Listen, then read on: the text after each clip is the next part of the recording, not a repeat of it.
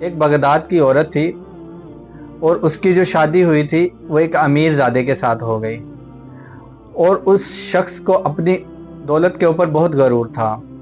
ایک دفعہ اس عورت کے گھر کے اوپر ایک دستک ہوئی، اس کے فقیر مانگنے کے لیے آیا، تو اس کے خاوند نے اس کو بولا اس کو کچھ نہیں دینا، اس کو بھگا دو۔ لیکن وہ بہت پرہیزگار عورت تھی، اس نے چپکے سے خاوند کی ناراضگی کو دیکھتے ہوئے اس نے اس کو کچھ دے دیا، لیکن اس کو خاوند نے چپکے سے دیکھ لیا۔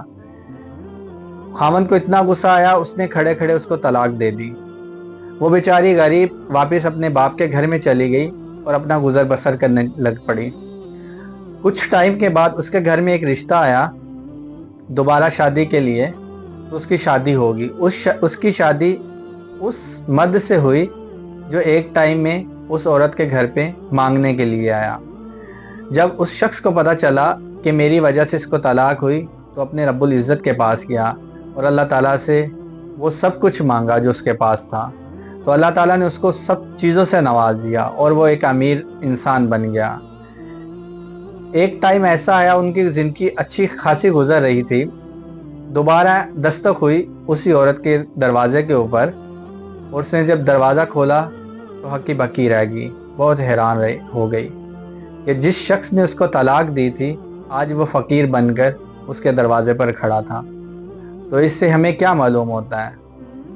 وہ جو دینے والا ہے وہ لینے والا بھی ہے، وہ جو دیتا ہے دینے پر قادر ہے، وہ لینے پر بھی قادر ہے۔ واللہ علی کل شیء قدیر، وہ ہر چیز پر قدرت رکھنے والا ہے، وہ اللہ ہی ہے، وہ ہر چیز پر قدرت رکھتا ہے، اس کے سوا کوئی بھی نہیں ہے۔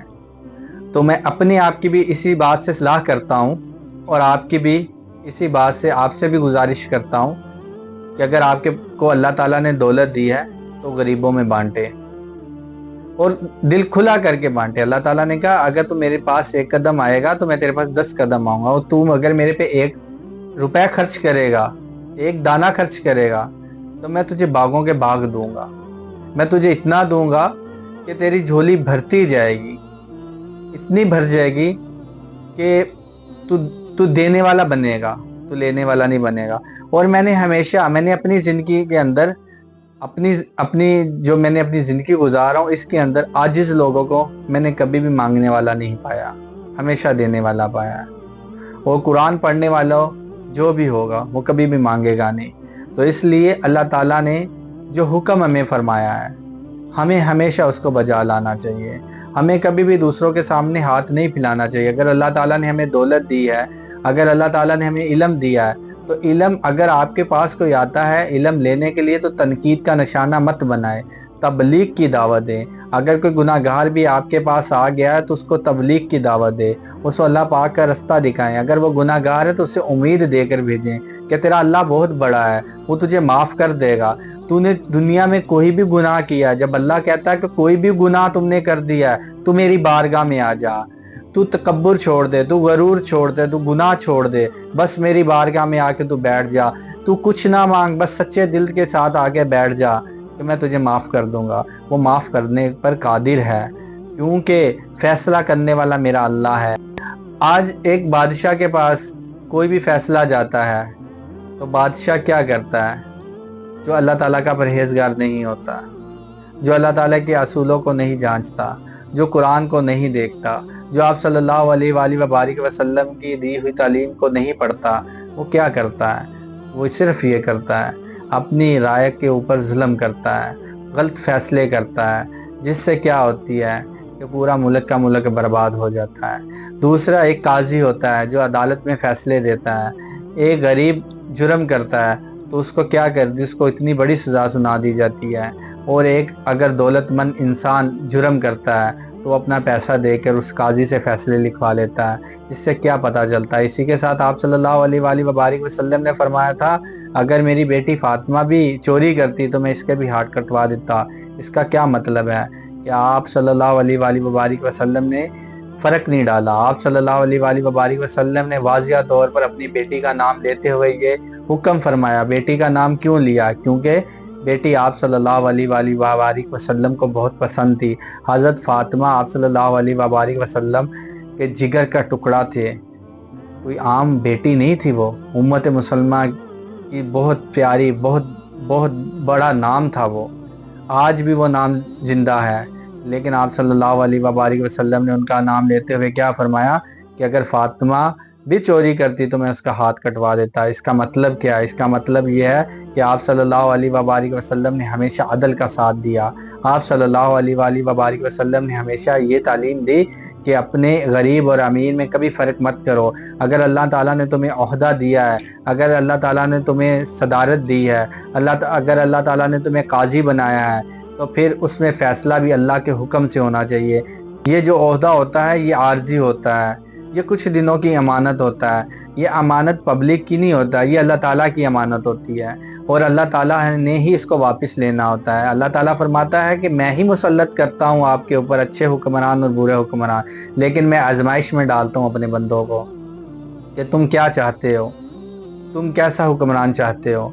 और ये इसी के साथ आपको एक और बात बताता चलूँ कि हमेशा जैसी आवाम होती है हुक्मरान भी वैसा होता है। लेकिन हमें भी चाहिए हम भी खुद को चेंज करें।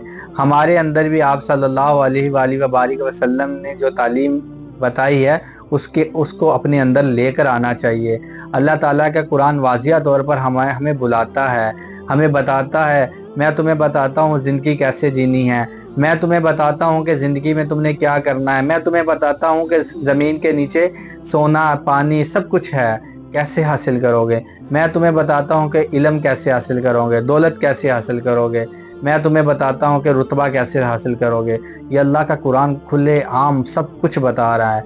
कुछ गैर मुस्लिम लोग इससे फ़ायदा ले रहे हैं, लेकिन हम मुस्लिम होकर इससे फ़ायदा नहीं ले रहे।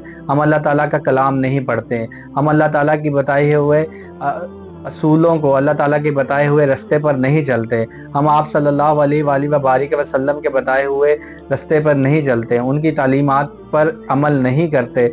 इससे क्या नुकसान होता है? इससे नुकसान ये होता है, पहली तो हमारी शख्सियत ख़त्म हो जाती है। फिर जो हमारे साथ मुसलमान लगा हुआ वो नाम को हम बदनाम करते हैं पूरी दुनिया में, वो कैसे बदनाम होता है? हम अपने नाम के साथ एक मुसलमान लिखवाते हैं, लेकिन अपने अमल के साथ मुसलमान नहीं लगता। अगर हम चोरी करते हैं तो बाद में पता चलता है कि ये एक मुसलमान कंट्री से ताल्लुक़ रखता है, ये एक मुसलमान है।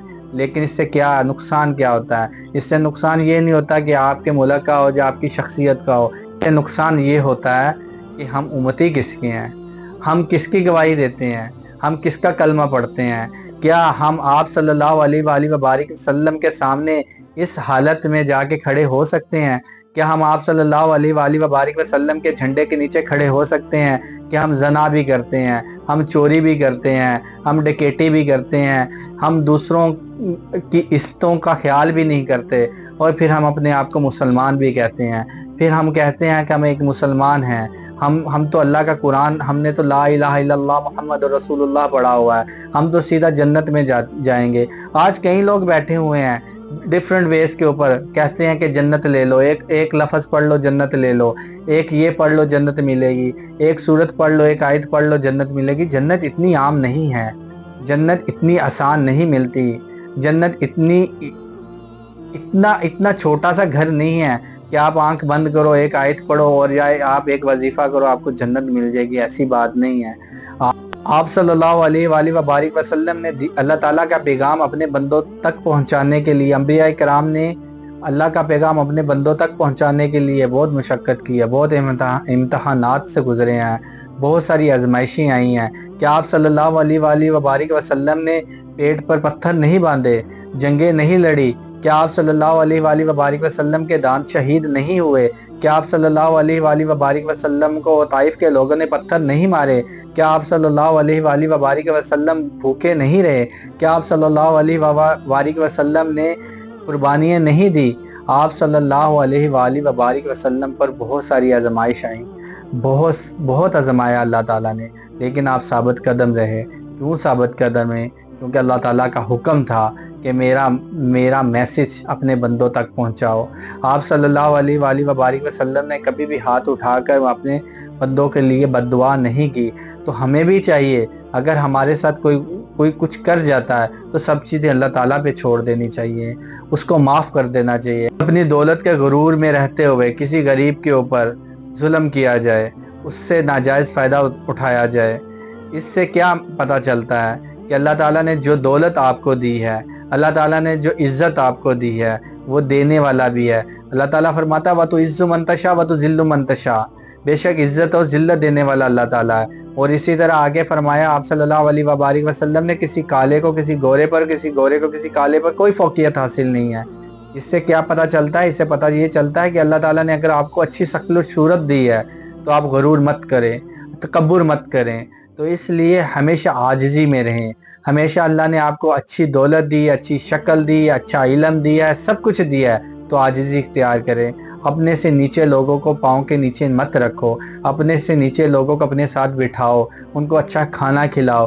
جب آپ میں عاجزی آئے گی تو اللہ تعالیٰ ہمیشہ آپ کا سر جو ہے بلند رکھے گا، آپ کا جھنڈا کبھی نیچے گرنے والا نہیں ہے، کیونکہ آپ اللہ اور اس کے رسول کے بتائے ہوئے رولز اینڈ ریگولیشن اور آپ صلی اللہ علیہ وآلہ وسلم کے بتائے جو انہوں نے علم دیا اس کو ہمیشہ اپنے دل میں اس سے ڈرتے ہیں، اور اللہ تعالیٰ سے ہمیشہ ڈر رکھنا چاہیے اپنے دل میں۔ اور جب آپ اللہ تعالیٰ کا ڈر اپنے دل میں رکھو گے کہ جو مجھے دینے والا ہے وہ میرے سے لینے والا بھی ہے، تو کیا ہوگا؟ اللہ آپ کو ہمیشہ سر بلند رکھے گا۔ تو میری دعا ہے کہ جس کو اللہ تعالیٰ نے دولت دی ہے، جس کو اللہ تعالیٰ نے اچھا علم دیا ہے، جسے اللہ تعالیٰ نے اچھی شکل و صورت دی ہے، تو اس کو چاہیے اپنے سے نیچے ہمیشہ اپنے غریبوں کا خیال رکھنا۔ تو میں دعا کرتا ہوں اللہ تعالیٰ آپ کو ہر قدم پر آپ کو فیوچر میں کامیاب کرے، اور میری لیے بھی دعا کیجیے گا کہ اللہ تعالیٰ مجھے بھی کامیابی دے۔ جزاک اللہ۔